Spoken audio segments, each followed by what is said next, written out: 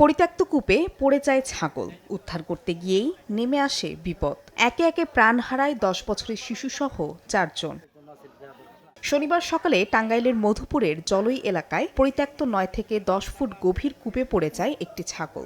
এ সময় তুলতে গিয়ে প্রথমে কূপে নামে শিশু নেইমার মরং। তবে দীর্ঘদিন পরিত্যক্ত থাকায় জমে থাকা বিষাক্ত গ্যাসে মারা যায় সে। সময় গড়ালেও ছেলে উঠে না আসায় বাবা বাবুল হাদিমাও নিচে নামেন। পরে তাদের উদ্ধারে গিয়ে একে একে মৃত্যু হয় রতন নকরেক ও গ্যাব্রিয়েল নকরেকেরও। সাগরে বান খিবা ফিরেন নাপ মারে পড়ছে, ওই পড়াটা উঠাবার গেছে। উঠাবার গিয়ে এই যে একজনের পর এই 4 জন গেল।